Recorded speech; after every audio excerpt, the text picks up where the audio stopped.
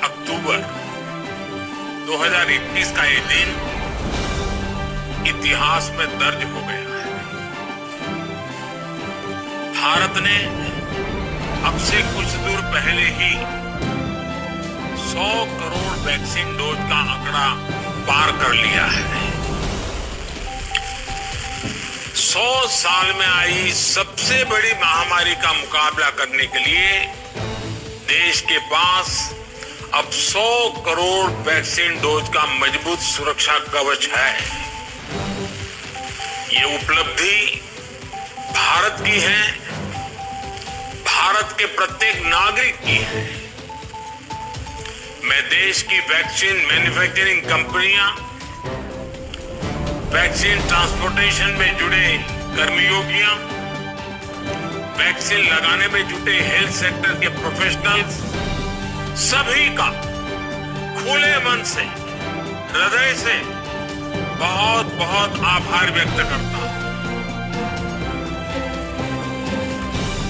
अभी कुछ देर पहले ही मैं राम मनोहर लोहिया हॉस्पिटल में एक वैक्सीन सेंटर से होकर के आया।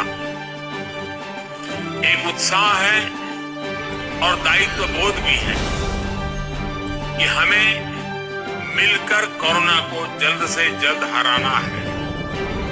मैं प्रत्येक भारतवासी को बधाई देता हूं। 100 करोड़ वैक्सीन डोज की सफलता प्रत्येक भारतीय को अर्पित करता हूं। साथियों, आज एम्स जज्जर में कैंसर का इलाज कराने आने वाली मरीजों को एक बहुत बड़ी सहूलियत मिली है। नेशनल कैंसर इंस्टीट्यूट में बनाए ये विश्राम सदन मरीजों और उनके रिश्तेदारों की चिंता कम करेगा। कैंसर जैसी बीमारी में इलाज के लिए मरीज और उसके रिश्तेदारों को बार बार अस्पताल जाना आना पड़ता है। कभी कभी डॉक्टर से सलाह, कभी कोई जांच, कभी रेडियोथेरेपी, कभी कीमोथेरेपी। ऐसे में बहुत बड़ी दिक्कत उन्हें ये होती है कि रुके कहां, ठहरे कहां। अब नेशनल कैंसर इंस्टीट्यूट में आने वाले मरीजों की ये तकलीफ काफी कम हो जाएगी। खासतौर पर हरियाणा के लोग, दिल्ली और आसपास के लोग, उत्तराखंड के लोग, इन सबको इससे बहुत बड़ी मदद मिलेगी। साथियों, इस बार लाल किले से मैंने एक बात कही थी। मैंने कहा था सबका प्रयास।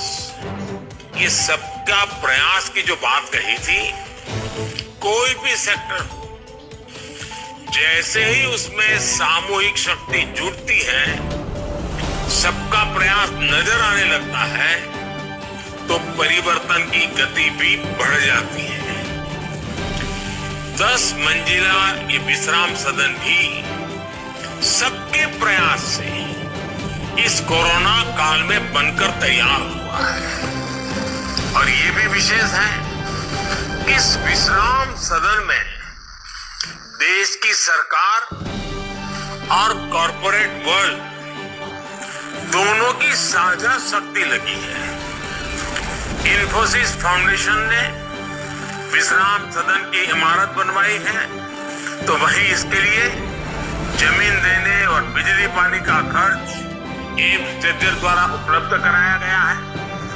मैं एम्स प्रबंधक और सुधा मूर्ति जी की टीम का इस सेवा कार्य के लिए आभार व्यक्त करता हूं। सुधा जी का व्यक्तित्व जितना विनम्र है, सहज सरल है, उतनी ही वो गरीबों के प्रति करुणा से भरी हुई है। नर सेवा को नारायण सेवा मानने वाले उनके विचार, उनके कार्य हर किसी को प्रेरित करते हैं। इस विश्राम सदन में उन्होंने सहयोग के लिए मैं उनकी सराहना करता हूं। साथियों, भारत के कॉरपोरेट सेक्टर ने, प्राइवेट सेक्टर ने, सामाजिक संगठनों ने निरंतर देश की स्वास्थ्य सेवाओं को मजबूत करने में अपना योगदान दिया है। आयुष्मान भारत, पीएम जय भी इसका एक बेहतरीन उदाहरण है। इस योजना के तहत 2.25 करोड़ से अधिक मरीजों का मुफ्त इलाज हो चुका है और ये इलाज सरकारी के साथ ही प्राइवेट अस्पतालों में भी हुआ है। आयुष्मान योजना से जो देश के हजारों अस्पताल जुड़े हैं, उनमें से लगभग 10,000 प्राइवेट सेक्टर के ही हैं। साथियों, पब्लिक और प्राइवेट सेक्टर के बीच यही साझेदारी मेडिकल इंफ्रास्ट्रक्चर और मेडिकल एजुकेशन के अभूतपूर्व विस्तार में भी काम आ रही है। आज जब हम देश के हर जिले में कम से कम एक मेडिकल कॉलेज बनाने पर बल दे रहे हैं,